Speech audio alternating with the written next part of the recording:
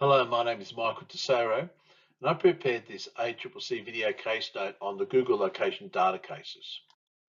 Bit of background about myself: I'm a competition and consumer lawyer, and I've been running my own practice, Tesoro Legal Consulting, for the last 14 years, and I help companies in competition and consumer law matters.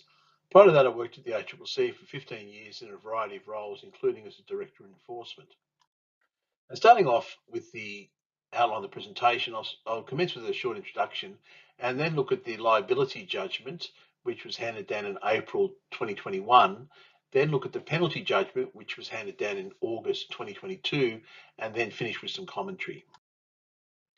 Now, by way of introduction, the ACCC took legal action against Google back in October 2019, alleging that we're engaging in misleading conduct in relation to the personal location data which they were collecting, keeping, and using. And the ACCC alleged these misrepresentations were occurring in the context of consumers setting up their accounts, mobile phone and tablet accounts, but also later on when they were accessing their Google account settings and choosing various options such as to turn off location history. So the alleged misrepresentations related to the collection and use of data by Google. Probably also interesting to note that this is the first successful case which has come out of the ACCC's digital platforms inquiry. So the ACCC issued a report some time ago and identified a few areas of concern, and this was one of the areas which it subsequently took legal action in relation to and has been successful in winning the case. Now, the liability judgment identified three different scenarios which are found to be breach of the legislation. The first were described as the setup contraventions, and these occurred in April to December 2018. And the concern was that when people were setting up their devices, and this might be Android device or tablets, they were showing various options on screens, which led to an implied representation to consumers that if certain options were chosen, that Google would not be able to collect or use personal data about the consumer's location, when in actual fact, they were collecting and using such data. The second scenario is the location history, or the LH contravention. It's occurred between January 2017 and October 2018. And these were screens which were shown to Australian consumers when they were accessing their devices, and they would turn off the location history on their device. And again, there was an implied representation that by turning off the location history on their device, that Google would not be able to obtain, retain, or use location data, or alternatively, if they were able to obtain and use location data, then they would not be able to retain that data for later use. The third scenario was called the WAA contravention, or the Web and App Activity contravention. It's occurred between March 2017 and November 2018. And again, it related to a number of screens which were shown to Australian consumers when they browsed the various options on their WAA settings. And again, there was an implied representation that by turning on the WAA setting on their devices, they would be preventing Google from obtaining, retaining, or using personal data about the user's location when that was not correct. Now, the judge found that these particular scenarios contravened Section 29(1)(g) and Section 34 of the Australian Consumer Law. Section 29(1)(g) is a prohibition on misleading representations which relate to the performance characteristics, uses, or benefits of particular goods and services. And Section 34 is conduct in trade or commerce, which is liable to mislead the public as to the nature, characteristics, or suitability for purpose of particular Google services. Now, the liability judgment is 100 pages long, but a lot of it is looking at the relevant consumers who are the subject of these representations, and there was quite a big debate about that issue, but ultimately the judge agreed with the ACCC submissions on the relevant class of consumers. There's not a lot else in there in relation to legal issues that I think people have to understand. So I'll move now to the penalty decision. As I said earlier, the penalty decision came down in August, and it was as a consequence of an agreed penalty between Google and the ACCC. So the role of the judge was to determine whether the penalty was appropriate in the circumstances. The first issue that was relevant was that the conduct actually spanned two different periods.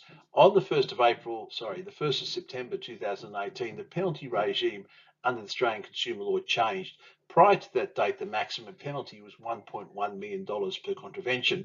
But after that date, it changed to either $10 million, 3 times the benefit derived from the contravention, or 10% of turnover, whichever is the highest.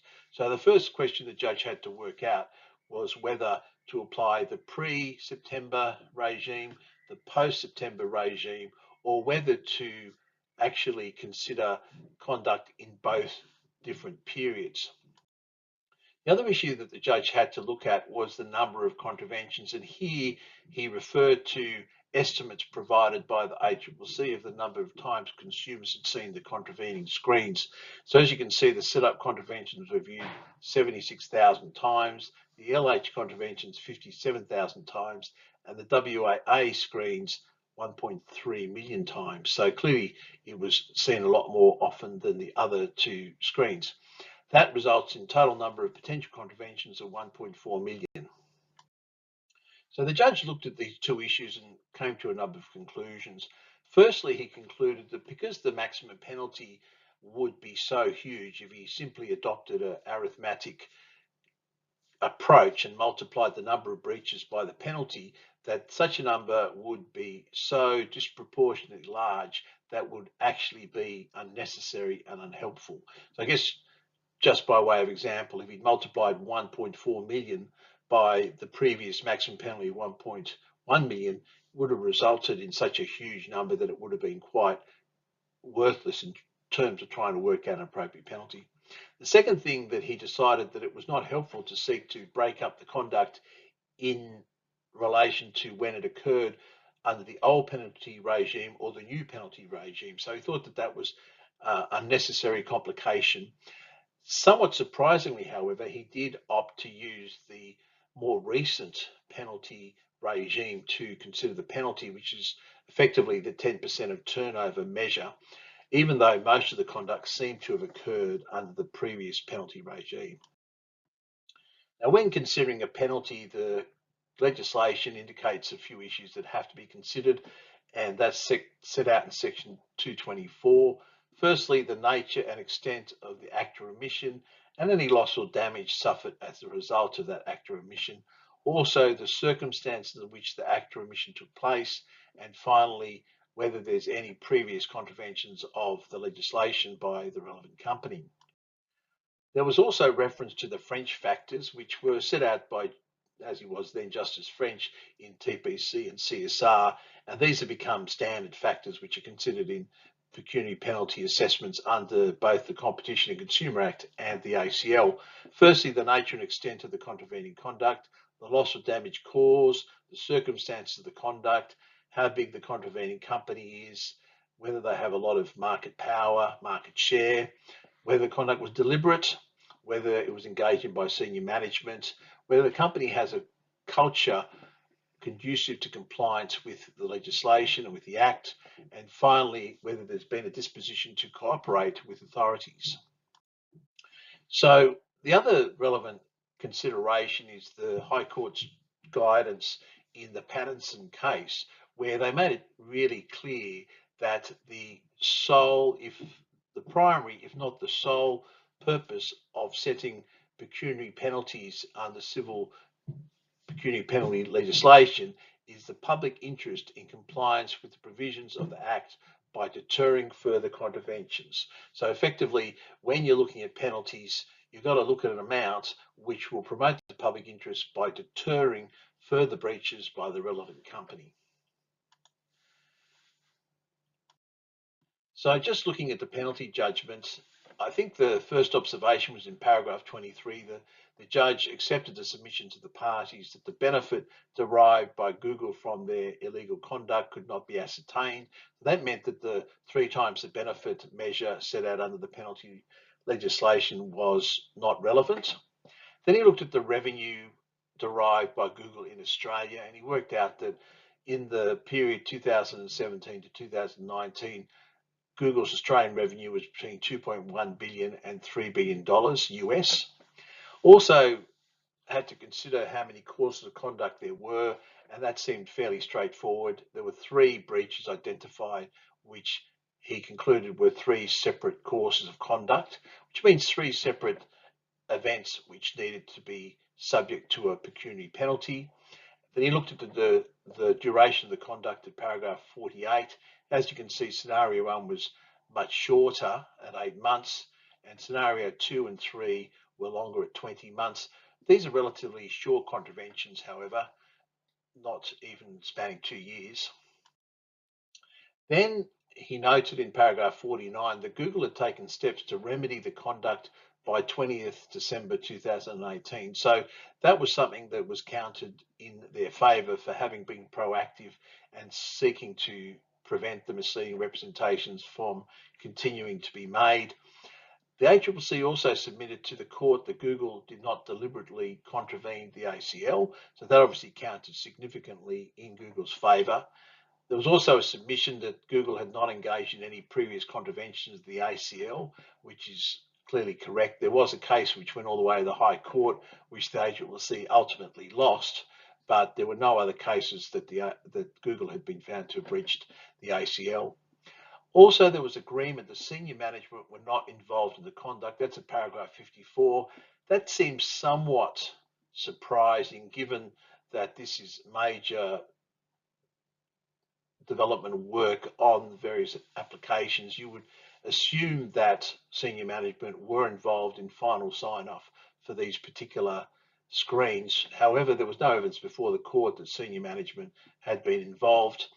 And also, the submission was made to the court that the corporate culture of compliance within Google had been improved over the course of the litigation, and that was a favour that was counted in their favour as well. Furthermore, the court looked at the level of cooperation. It was sort of interesting because Google fought the case very hard for a number of years through a lot of evidence at the ACCC. However, the ACCC believed that the cooperation that Google provided in relation to the penalty judgment resulted in them obtaining a discount on the penalty which the ACCC would have sought.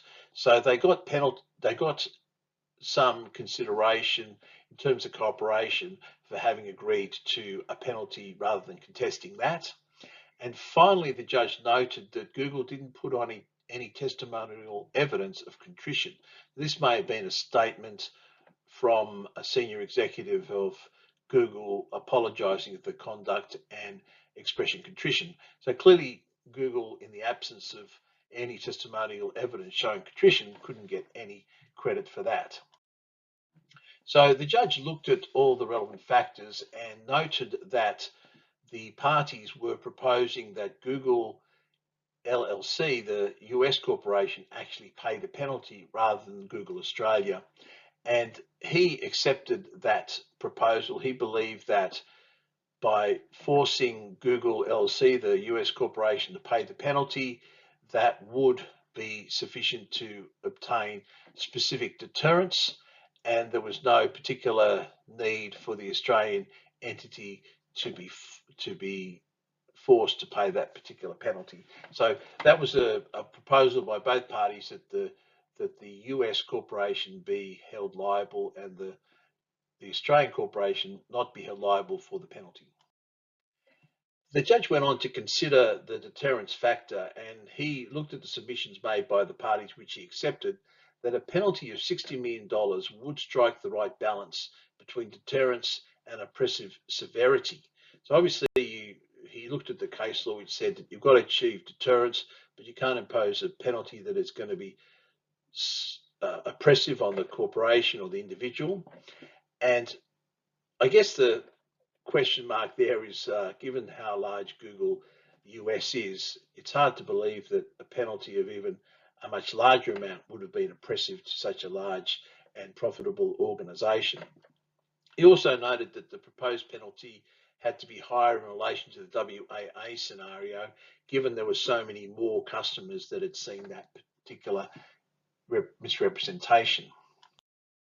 So he concluded, and this is a submission that he accepted, was that it is not a case where Google has engaged in a deliberate breach of the legislation or engaged in a cynical calculation of the benefits that were going to be derived from such conduct. He noted that there was a legitimate concern that consumers had that their privacy and storage of personal information would not be collected and used when they had made an effort to prevent that from happening. And he noted that it was not acceptable that the consumers be exposed to being misled about these type of issues. So on the one hand, he didn't believe that Google was engaging in any deliberate or cynical calculation, but there was a strong need to protect consumers from being misled about this important issue. So he concluded that the penalty which had been proposed, which was $10 million for scenario 1, $10 million for scenario 2, and $40 million for scenario 3, making a total penalty of $60 million, was appropriate, and he therefore signed off on that. Now, just a bit of commentary quickly. It's clear that the judge went through all the relevant factors that were required to be considered, and he's there concluding a number of factors in favour of Google. Some there was no evidence on, for example, no evidence of contrition and no real evidence of the senior management involvement in this contravention, but a lot of the factors were in favour of Google, particularly the remedial action to stop the conduct, the changes that it made to its compliance processes, and it seemed to get quite a lot of credit for having agreed the penalty. But the judgment ultimately is a bit unsatisfactory because it doesn't provide any real clear guidance as to how the penalty was arrived at. It seems to go through the various factors and then conclude that $60 million is about right. And it's a frustrating thing. I guess the courts talk about this instinctive synthesis at arriving at penalties, but realistically it doesn't provide any guidance as to how to calculate penalties. It is also surprising that the judge used the more recent penalty regime to calculate the penalty when most of the conduct happened under the old regime. And there have been some other cases where the opposite approach has been taken, that the judge has used the previous regime because most of the conduct occurred there. So that seemed to be inconsistent with the approach that has been taken by some other judges. The corporation discount was a bit strange because if a company strongly contests a decision and forces ACCC to run a trial and the judge to consider evidence over a period of time, you would think that they wouldn't get any credit for cooperation. And it seems strange that after fighting a case and then agreeing on a penalty, you'd get any credit for cooperation. It seemed unusual to me. Finally, the 10% of turnover is somewhat confusing because, as you can see, the penalty was applied against the US corporation, which had a much bigger revenue of $120 billion US a year. And if we were looking at 10% of turnover, were we looking at the Australian entity, which had effectively a turnover of $2 to $3 billion a year, or the US entity that had $120 billion a year? It was quite unclear. But if we are looking at 10% of turnover, then that would represent about 2% of the turnover of the Australian entity, which I guess sounds like a reasonable penalty to be imposed. But I think the problem that I think arises from some of these cases is the fact that the ACCC and the respondent agree on a penalty, and it doesn't seem to have any rhyme or reason as to how that number was arrived at. And then it's presented to the judge as a raw figure, and the judge has got to sort of try and work out a way of justifying that figure relying on the various factors. I think it'll make a lot more sense for the ACCC to ensure that when it submits a penalty, agreed penalty to the court, that there's a little bit of science behind it as to how they arose at the particular number. It should help the judge out a bit more. But I guess ultimately 60 million is a very large penalty, and I think for the conduct that was engaged in, I think it's an appropriate amount. The clear factor here that hasn't been able to be considered is how much consumers have lost as a result of these misrepresentations. And clearly they haven't suffered a direct financial loss. Rather, they've suffered a loss of privacy, a loss of personal data, but no direct financial loss. And that's not an issue that is really looked at in any detail in the judgment.